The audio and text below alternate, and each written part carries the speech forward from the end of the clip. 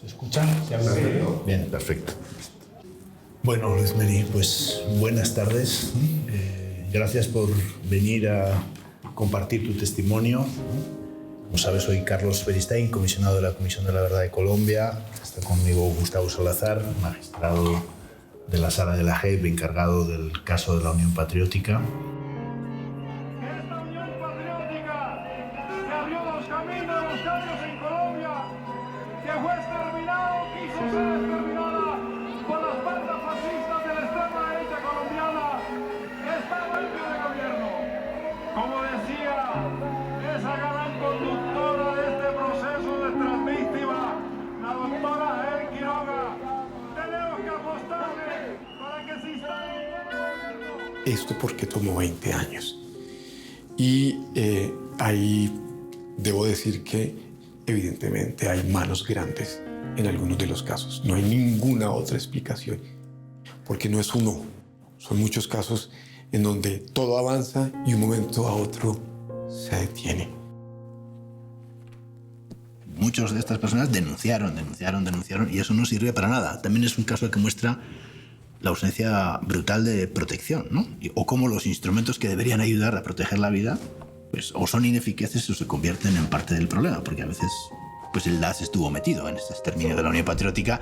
Algunos de los escoltas que tenía la gente eran escoltas del DAS, ¿no? Entonces, bueno, es una lógica muy perversa, ¿no?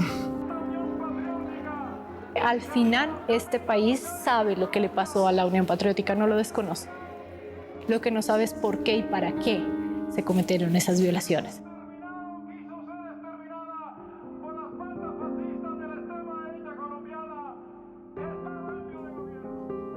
No son pocos los casos de personas que sufren violencia durante 20 años que finalmente las llevan al exilio. El exilio es volver a empezar todo de nuevo, pero no desde los pedazos, porque a veces no hay pedazos, sino desde las cenizas. Que la sociedad colombiana no reconozca, no sepa, o sea, no conozca y no reconozca la historia, lo que tuvieron que pasar las personas exiliadas. Eso no está en el radar y eso es una deuda y yo espero que con este trabajo del sistema integral se conozca. Ese dolor de los sobrevivientes no es fácil llevarlo y seguimos en la lucha para que el genocidio de la Unión Patriótica no quede impune.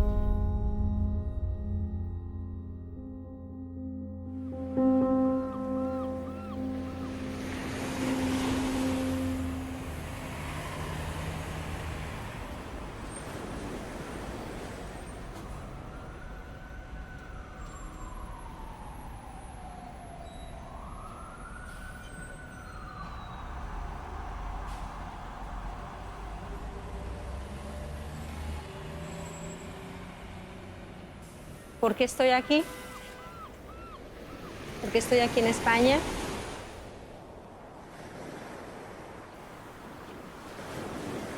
Asesinaron a mi hermano Leonel Forero en Arauca el 4 de marzo de 1987. Al mes de que él murió, yo viajé al Arauca a recoger sus pertenencias y ya había el indicio quién era el que había asesinado a mi hermano, que había sido el tipo del DAS. Lo vine a conocer como 3 días después. Esta que es en la playa, que nos íbamos siempre a Santa Marta en diciembre, era el momento que podamos estar los 4 juntos, 2 semanas. Yo soy Erika Antequera Guzmán, llevo 20 años viviendo aquí en España. Soy hija de José Antequera, dirigente de la Unión Patriótica, asesinado el 3 de marzo de 1989 en el aeropuerto de Bogotá. El sicario acabó muerto, pero en el aeropuerto había muchas personas acompañándolo para cometer el sicariato. Estaba preparado. Estaba preparada. Las cámaras de seguridad, las 2 que habría, está borrado lo que tenía que grabarse. Todo estaba muy planificado. Ese día en el aeropuerto estaban lleno de ejército, había más de 1000 personas del ejército porque iban para un viaje internacional a esa hora. El aeropuerto estaba lleno de escoltas. Y aún así pasó. Y aún así pasó.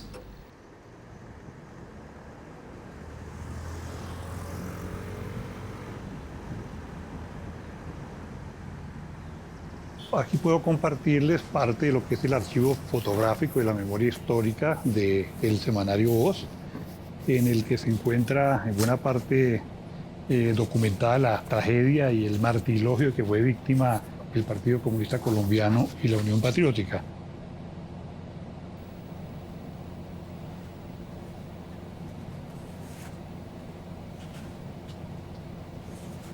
Tenemos las imágenes aquí de nuestro candidato presidencial, el magistrado Jaime Pardo Leal. Un 13 de octubre fue asesinado. La imagen de Octavio Vargas, fue representante a la Cámara. Alfonso Cujavante, él fue dirigente del partido de Montería.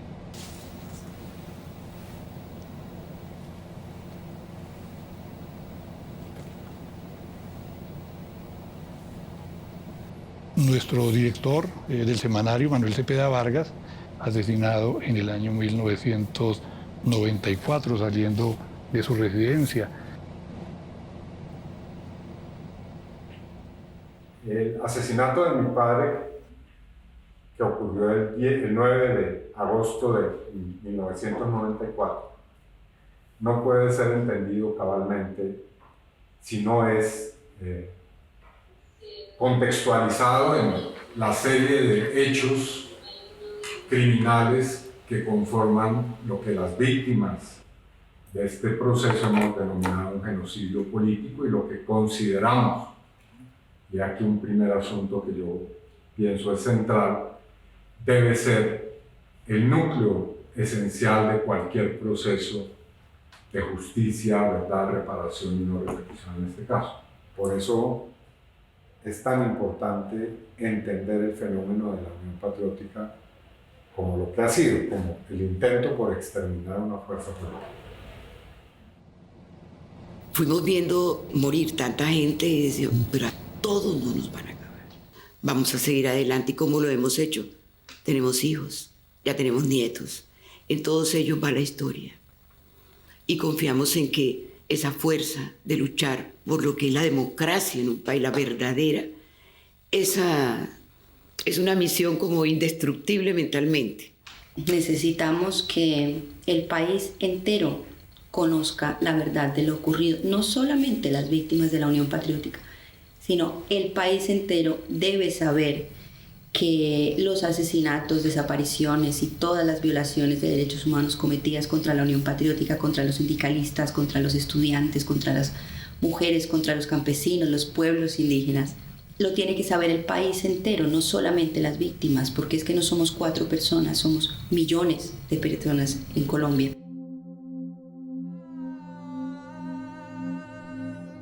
El proyecto político devino de un proceso de paz que se frustró en 1984.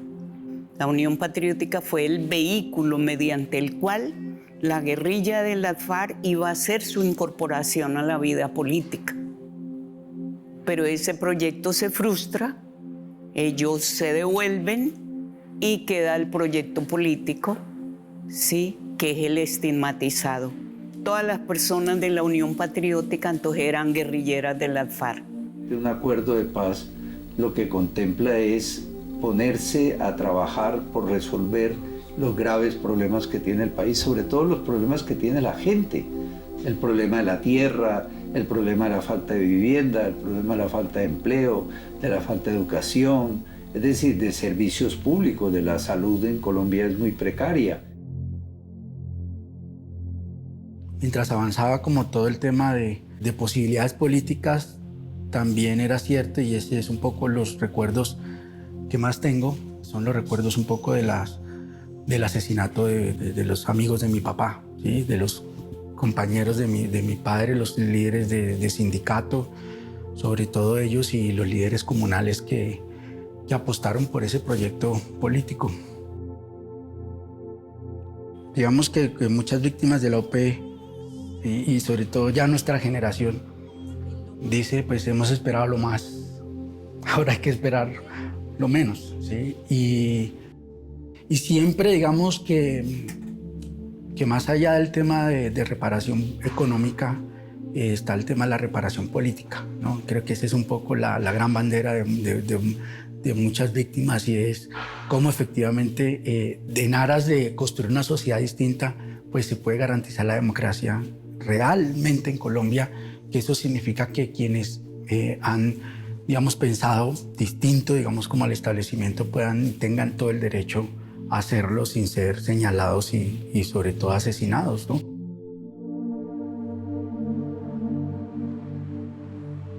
Creo que el tema de la OP le hace muy bien a la sociedad colombiana hoy de cara a la no repetición y de cara a poder pensar que podemos convivir políticamente en este país.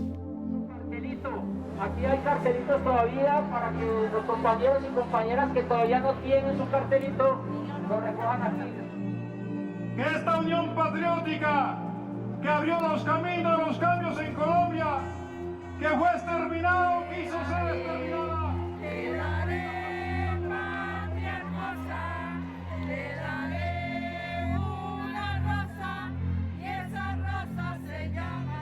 Este es un día especial para nosotros.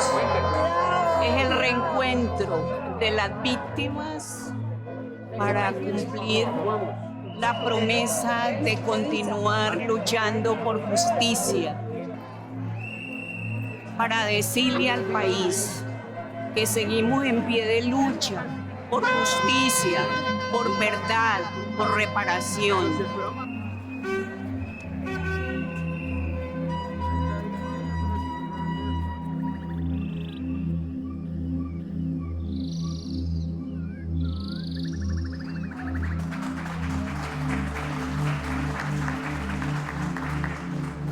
Hay verdades en Colombia que se enfrentan a mentiras.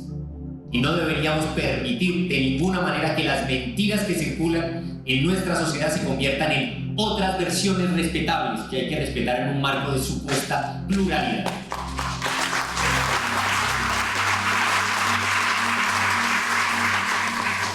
Si alguien se atreviera a negar el genocidio contra la Unión Patriótica, no sería otra versión distinta respetable, sería una mentira. Si alguien se atreviera a negar la existencia del conflicto armado interno en Colombia, no sería otra versión respetable, sería otra mentira. La masacre de la Chinita fue algo que fue un impacto tan grande que sucedió en la región de Urabá, y donde acusaron a los alcaldes de la Unión Patriótica, a todos, los de Turbo, de Apartadó y de Chigorodó. Allí vivía la familia de mi esposo. Imagínense cómo lo acusan a él de que él era actor intelectual de esa masacre. Y el día que lo detuvieron, yo salí corriendo cuando yo veo esas calles llenas de ejército. Y cuando llegó a la alcaldía con esos 2 carros tanques, yo dije, Dios mío, ¿qué pasó aquí?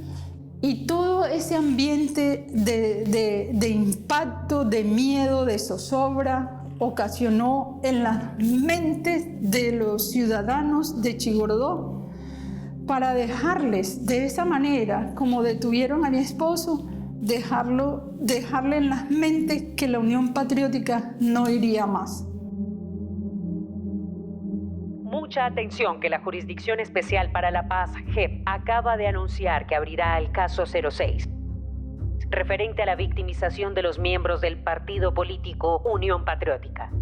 Se abre una puerta para quienes llevan décadas esperando justicia. JEP abre el caso 06. 16 miembros de la fuerza pública se han acogido a la JEP por hechos relacionados con la Unión Patriótica, y otros 4 miembros han solicitado su acogimiento por las mismas razones. Además, 13 exagentes del DAS han solicitado su acogimiento por hechos que podrían estar vinculados con este caso. La Fiscalía reconoció en su informe que las investigaciones en la justicia ordinaria han sido insuficientes para establecer la responsabilidad de los autores de estos hechos. El caso, pues, es un caso muy grande, muy ambicioso, con miles de víctimas, un periodo de tiempo bastante amplio, son por lo menos 3 décadas en todo el país, y pues desde la apertura hemos venido trabajando en la investigación de estos crímenes. La JEP, digamos, puso en marcha el caso 06 y nos pidió si era posible hacer un trabajo conjunto o si nosotros podíamos facilitarle a la JEP los testimonios que nosotros habíamos tomado sobre el exilio de la Unión Patriótica. Y nosotros le dijimos que eso no podíamos hacerlo por el diseño institucional, digamos, la Comisión no puede proporcionar su información a la JEP, salvo que sea información documental, y nosotros sí podemos tener acceso a la información de la JEP. Eso significaba que no podíamos pasar a los testimonios que teníamos ni el trabajo que íbamos a hacer, pero les propusimos si pudiéramos hacer un trabajo conjunto.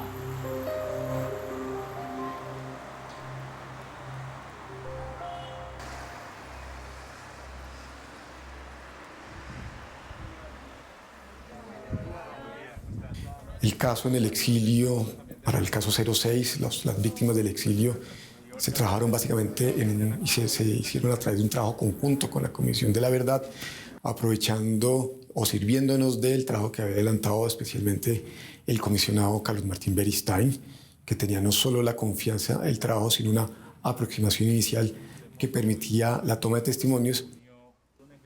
Bueno, yo creo que la primera cosa fue cómo construíamos una base de confianza, porque obviamente ellas han tenido una enorme desconfianza frente a instituciones del Estado.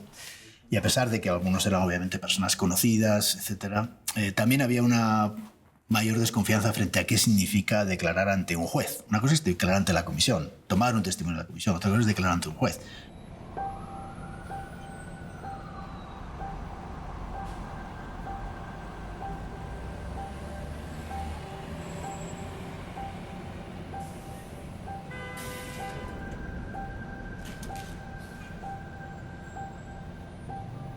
Reparación. Que haya justicia, que se haga justicia, que haya una verdad, que haya... que se esclarezca esto y que se reconozca. Que se reconozca el genocidio de la Unión Patriótica que hubo en Colombia y que no haya repetición.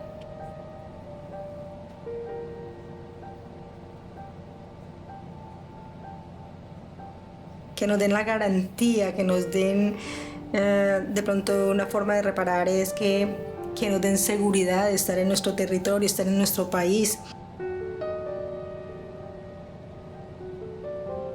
Él es Leonel, que lo asesinaron en el Arauca, él fue el diputado.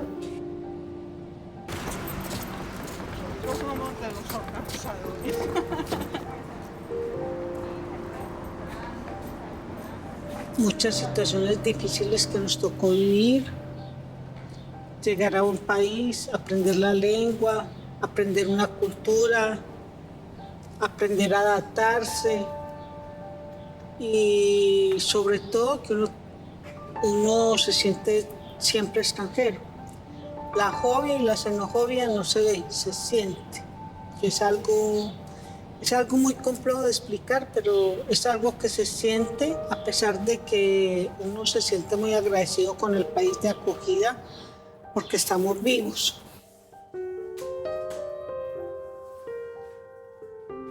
Pero yo creo que por ahora lo más importante es que tenemos la vida y que vamos a trabajar porque ella siga, porque se construya una democracia real y verdadera para Colombia que la necesita.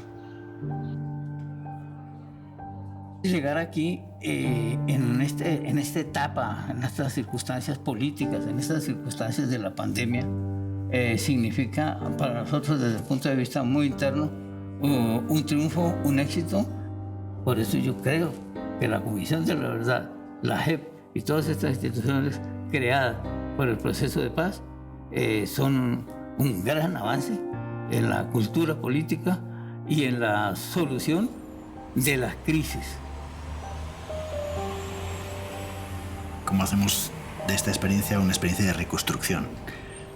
Dar el testimonio no es una intervención terapéutica, pero puede tener efectos positivos, porque puede ayudar a la gente a dar sentido a algo que no lo tiene, al desprecio por la vida, también a rescatar historias de las cuales se habla de forma muy superficial, de una forma muy politizada, y que no se tienen en cuenta la profunda dimensión humana, social y política que tiene esto, ¿no? Y si algo nos ha permitido este ejercicio conjunto de escucha en el exilio, es contar con historias muy profundas, ¿no? Con testimonios muy conmovedores, ¿no?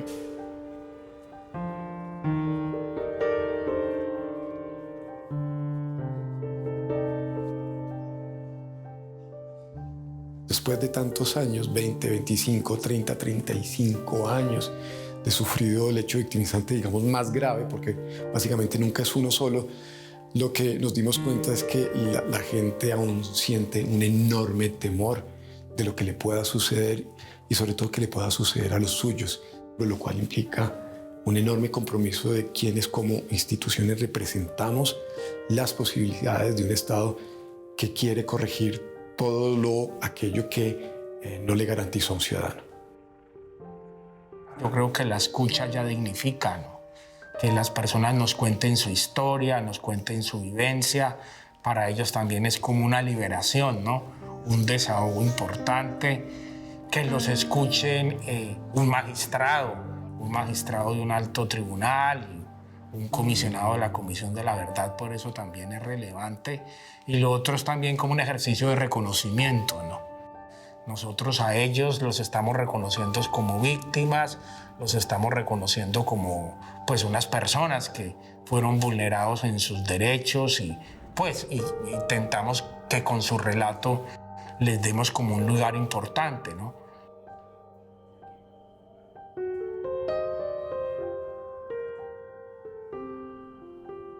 Yo puedo decir que cuando nació la UP,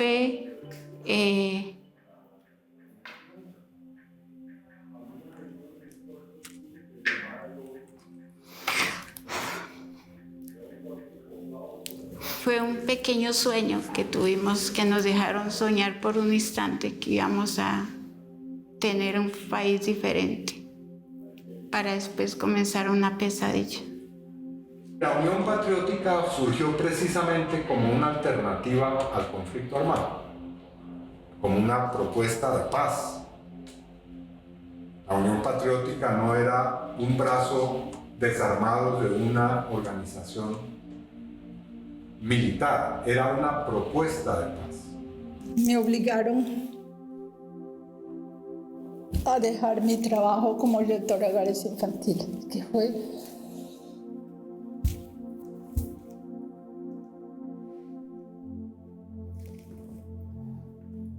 algo muy doloroso para mí. En el 88 fui candidato a la alcaldía de Ibagué y ahí hubo una arremetida fuerte. Ahí me hicieron un atentado, ¿no? Un atentado que fue fraguado en la policía. Cuando él me contaba esas cosas, yo decía, Dios mío, ¿a qué horas?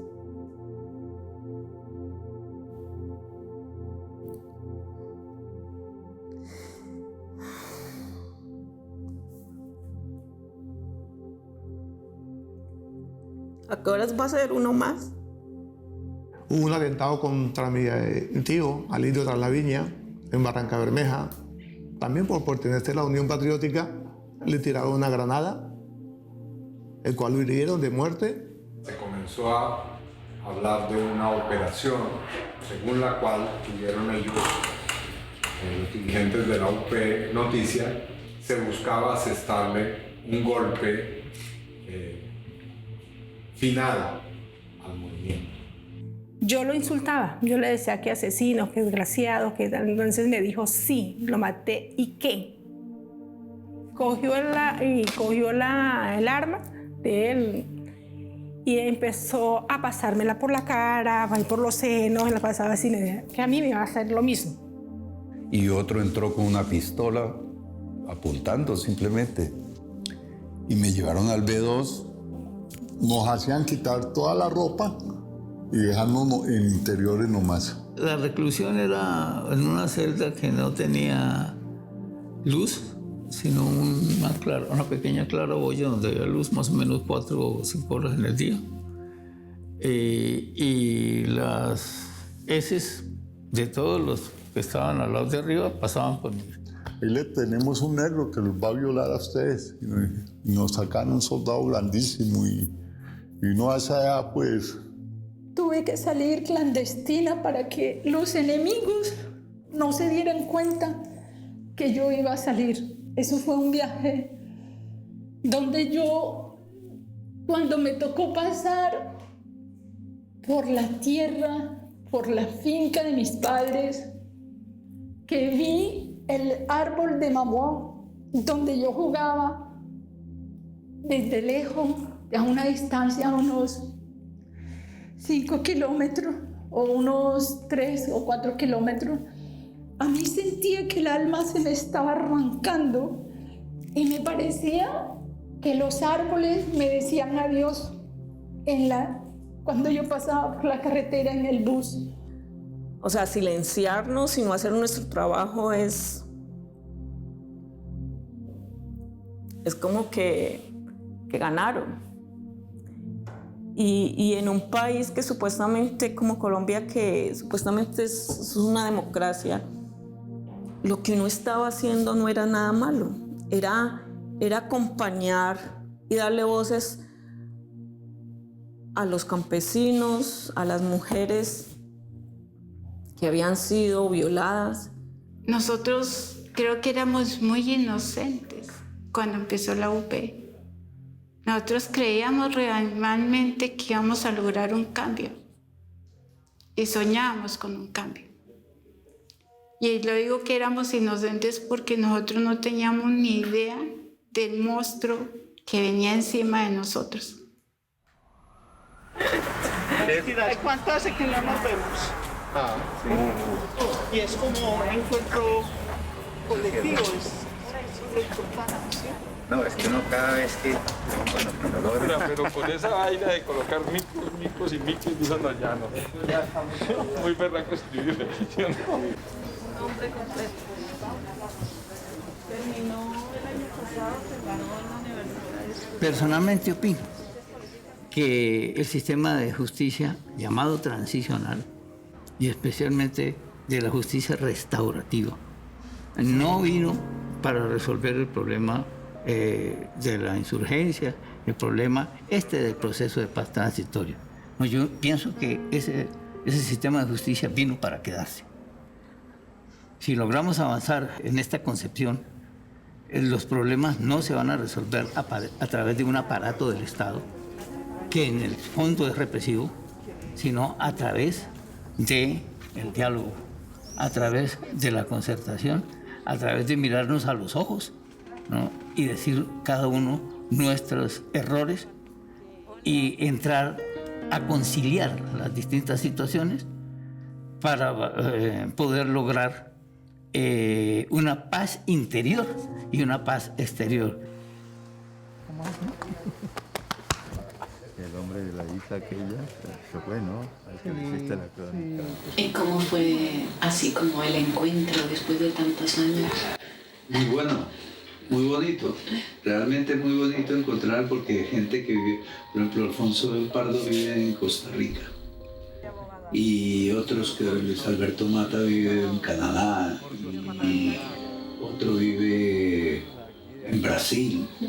¿Y no les habías visto? O sea, muchos años sin ver. Mucho tiempo. Uy, pero emocionante, ¿no? Sí. Y otros que viven por aquí cerca, pero que no nos vemos casi. Claro. Por ejemplo, con Holguín, de todas maneras, fue muy chévere también. Sí, claro. Con Jairo de Pomuceno y con... No, claro, esos encuentros son bonitos. Recuperar una Colombia fuera de Colombia para nosotros ha sido muy importante. No creíamos que hubiese una riqueza tan importante como fuera del país en las historias de estas personas que hemos podido recoger conjuntamente en este ejercicio con la Jurisdicción Especial para la Paz.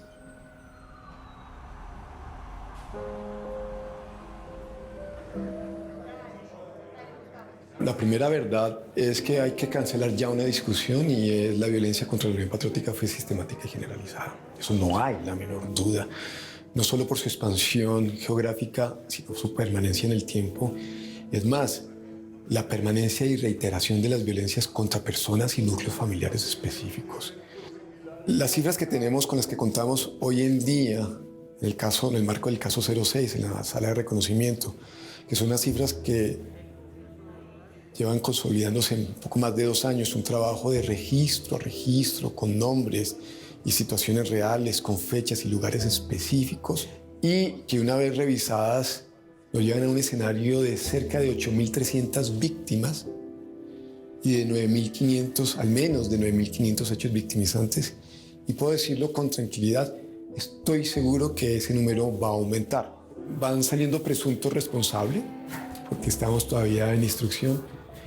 Sí, claramente van surgiendo presuntos responsables. La victimización más importante está relacionada con grupos paramilitares y agentes del Estado, tanto miembros de fuerzas militares como del DAS, en escenarios variables dependiendo de la región, dependiendo del momento. De eso no hay duda. Es decir, la victimización contra los miembros de la Unión Patriótica es resultado de una violencia entre agentes del Estado y grupos paramilitares, en donde básicamente hay una relación continua entre ellos dos, que varía en el tiempo, son múltiples aparatos, y en algunos casos alguna autonomía de los grupos paramilitares, pero básicamente sería indisociable. La UP no fue exterminada por las autodefensas. Su gran victimario fue el Estado colombiano.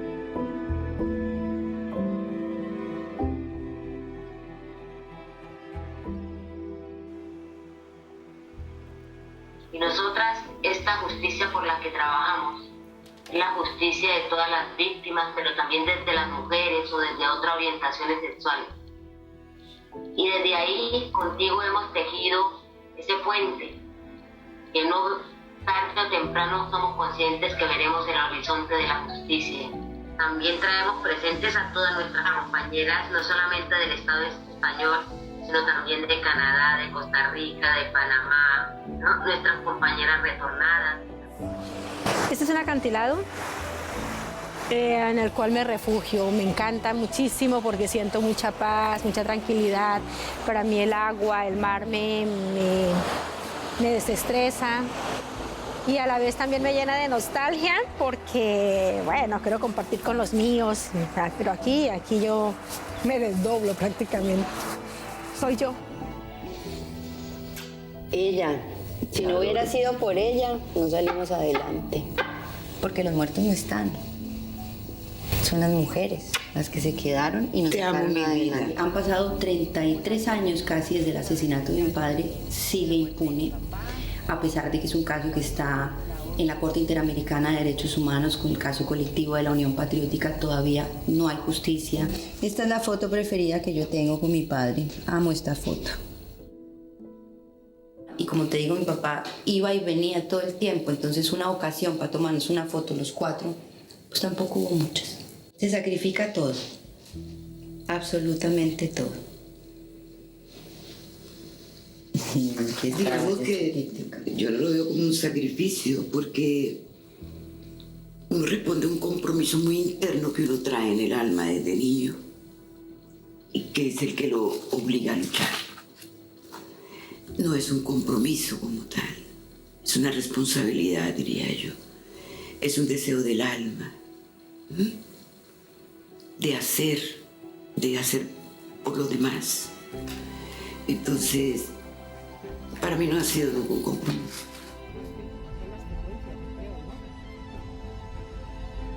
Gente del exilio no solamente ha sufrido situaciones, también ha aprendido, también es gente muy resistente, también tiene muchas cosas que decir y que aportar, ¿no? Ha deconstruido muchos de esos estereotipos del enemigo, ha desnaturalizado la violencia y muchas formas de comportamiento social, incluido elementos culturales que se han ido estableciendo en Colombia, ¿no? Esa Colombia tiene cosas que decirle a Colombia, tiene cosas para hablarle a los ojos y tiene cosas para hablarle al país, a las instituciones Y creo que eso es muy, muy importante. No estamos hablando solamente de cómo se documenta un sufrimiento de la gente, sino también cómo se reconoce esa agencia para la transformación. Salí por fuerza mayor de tu país, porque solo así podrás seguir preservando la vida. Sentí inmensa nostalgia porque ahí se queda una gran parte de ti y eso tu alma marchita. Volver después de un exilio a contar las historias y a gritar lo prohibido. Volver después de un exilio a contar las historias y a gritar lo prohibido. Salir llevando en el alma tu raíz, la tierra en la que fuiste feliz también viaja contigo. Jamás podrás resignarte y prescindir, porque aunque estés lejos siempre sientes que nunca te has ido. Y en la distancia construyes tu propia Colombia. Se unen las voces que un día quisieron callar. Juntas vuelven a contar lo que falta en la historia. Y hoy en sus voces retumban mensajes de paz. Volver,